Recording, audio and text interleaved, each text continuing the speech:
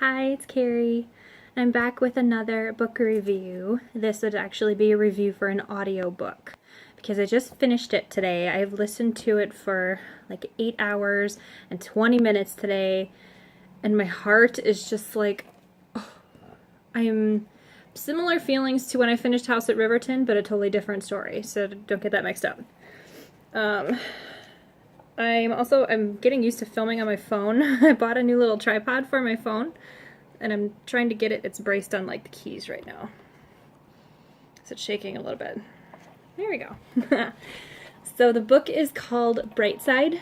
It's by Kim Holden. It's about 12 hours long. I don't know what that equates to in pages, but just to give you a very brief synopsis of it, it's basically A Walk to Remember, that Mandy Moore movie, and The Fault in Our Stars, that most recent film adaptation for John Green's book. So you get a general idea of what happens in the story. It's tragic. It's freaking sad. But I gotta tell you, it's probably one of the most impactful books that I've read this year.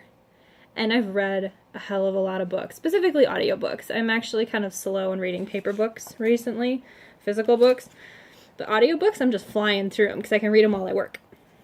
This book is so intense. It's so real.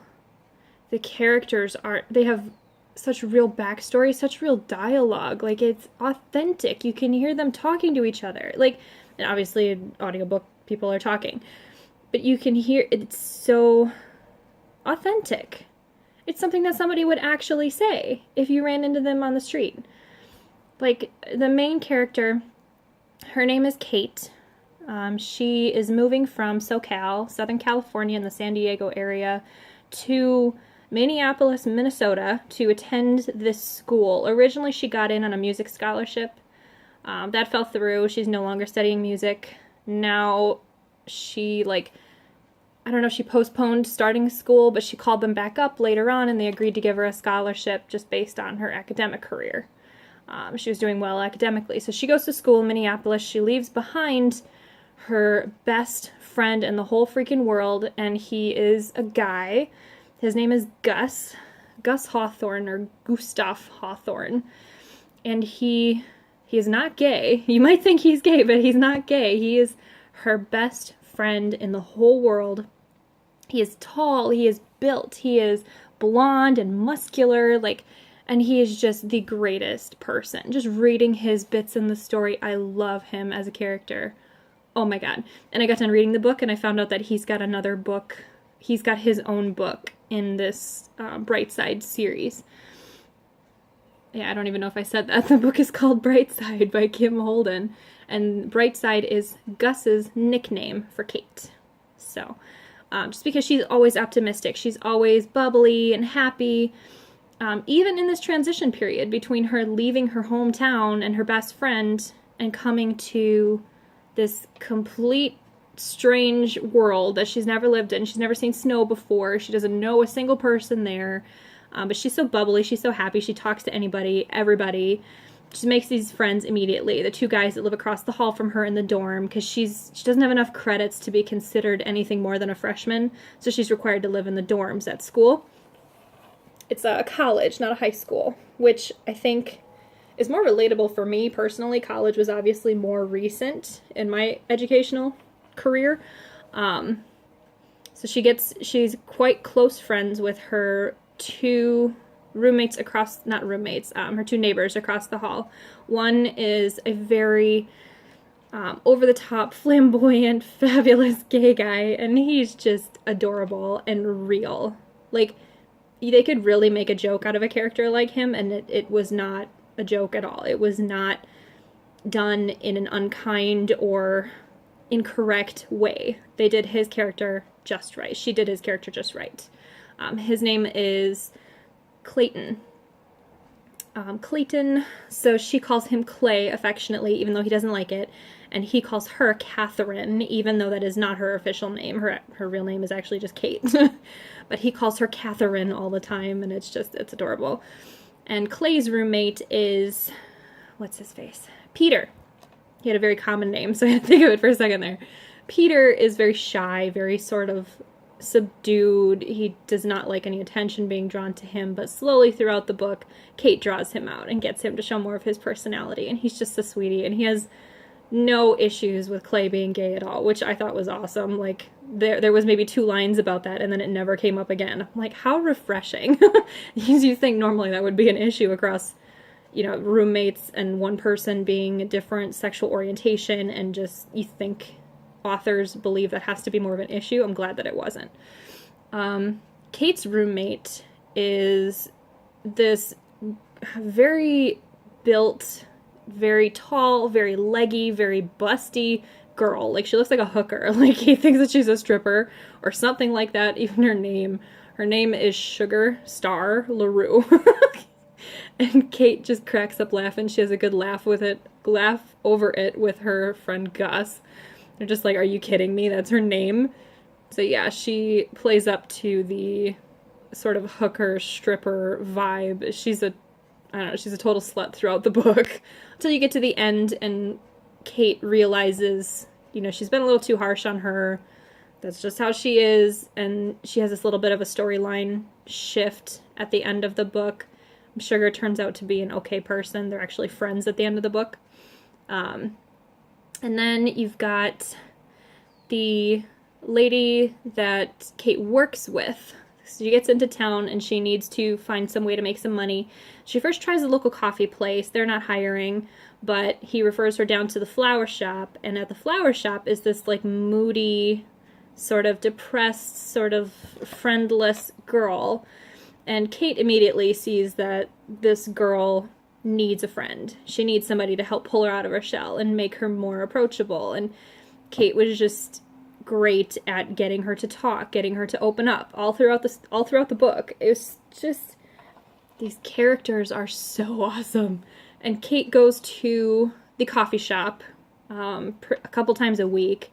She only pays $2 for her giant cup of coffee, black. Like, she doesn't get anything in it, which apparently is refreshing. I don't know much about the coffee world. I don't drink coffee myself. But one of the workers at the coffee shop, he lives right behind the place. His name is Keller Banks. What did I say the girl's name? The heck is her name? I don't remember her friend's name who works at the flower shop. I'm sorry. They said it several times, and they shortened it up sometimes with her nickname. I can't remember what it is. But the guy that works at the coffee shop, Keller Banks, he becomes the other narrator in this story. It's told from 2 different perspectives. Kate narrates most of the first half of the book. I think Keller only has maybe 1 or 2 chapters in the first half of the book that he narrates, 1 or 2 little sections. She narrates most of it. And then the second half of the book, she narrates parts of it, but he narrates most of it at that point. And if you can picture a story like The Fault in Our Stars or A Walk to Remember, you can kind of see why he would narrate more than she would. And it's just, I don't want to spoil too much about this book. The beauty is in the details in this book. Like when her best friend, Gus, is reminiscing about things that they did when they were kids. Things that, like traditions that they had. They have this Christmas tradition of eating sweet rolls on the beach in California. Like, just these little bitty details in each story. And there's a twist with Kate's character, which you find out that she has cancer. But that was easy to guess early on. Shortly after she got to college in Minnesota, she had to visit the doctor. She made an appointment with the doctor, and she said something along the lines of, he said what everybody else has always told me, nothing has changed, told me to take this medicine or come in for another appointment. And you can kind of guess at that point what's going on, but she doesn't elaborate on it. She doesn't tell anybody about it until later in the story when she doesn't have a choice anymore, when it's becoming too obvious that something is clearly wrong with her. And then you get a small twist in Keller's story, although honestly I was able to guess that twist as well. When you get to learn more about his backstory, he goes home to his hometown of Chicago like every other weekend, but he's never explained to any of his friends why he goes home. And she finds out that he had a wife at one point, and not anymore. And so I was able to guess pretty early on why, like what his twist would be. But that was also very interesting. The most impactful scene in the book, I really want to just like rewind and listen to it again. I could listen to it and I feel like I would just have tears streaming down my face. The last 3 hours of this book, I had this hard, painful lump in my throat. And I couldn't get rid of it. I couldn't swallow it. I couldn't cry because hell, I'm working. I'm working overtime. I'm supposed to be focusing right now. And I couldn't cry. I had one time I had to grab a tissue and like dab my eyes because I was getting so emotional over reading this. And it was not Keller, whom she falls in love with. It was the best friend. It was Gus. It was his part that got to me. I'm just like, okay, I can't take this anymore. But there was one scene in the book. We know at this point that she's sick, that she's not going to get any better, that this is terminal, that this may be the last time that she's ever going to do this. And her best friend Gus is in a band. He's in a freaking amazing band. And the whole band, she's grew up with them. They all grew up in South California. Like, this is how they all met each other. They all love music, and all the guys in the band love her. She's amazing. She acts like one of the guys every time she's around them.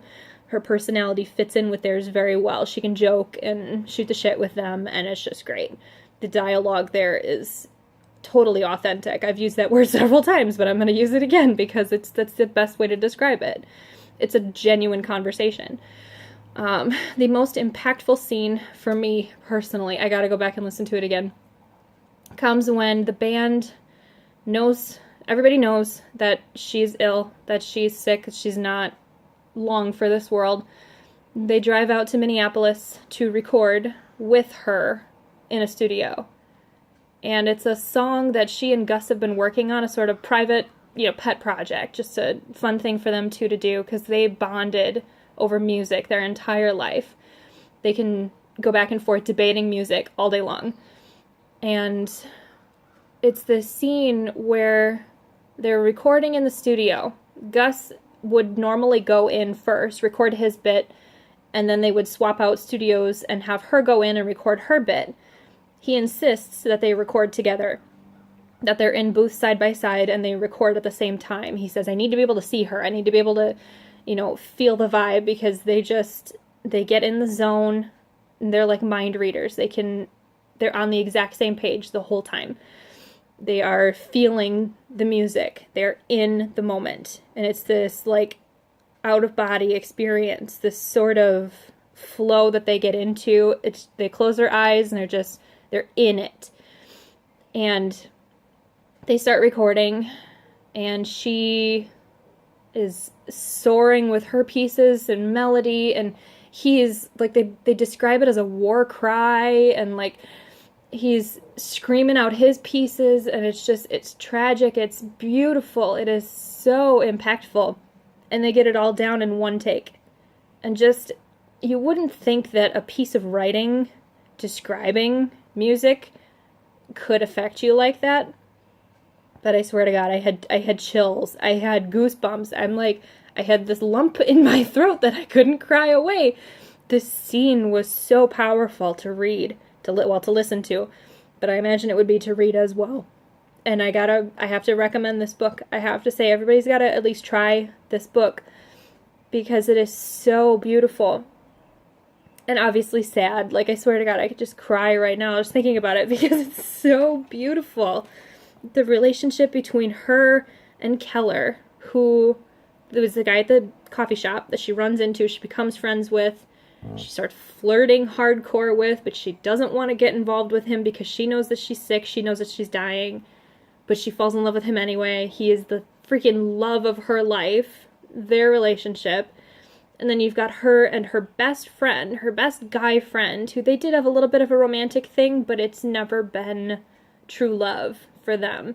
It has always been this sort of hardcore friendship. I'm getting emotional. Oh my God. You have to try this book. I swear you won't regret it. It came up in an audiobook sale, I don't know, last few months. It popped up and it was like $3.95, and the synopsis sounded good. Good enough for me to spend $3.95 on it, I guess. And I don't regret it at all. I really hope more people read this, listen to this book, read this book. I don't know if, I'm assuming a paper copy would be available in the store too. But I wanted to recommend it while my thoughts are still in my mind, while I'm crying over it. Because I love these characters so much. And this is definitely a book that I'm gonna repeat at some point.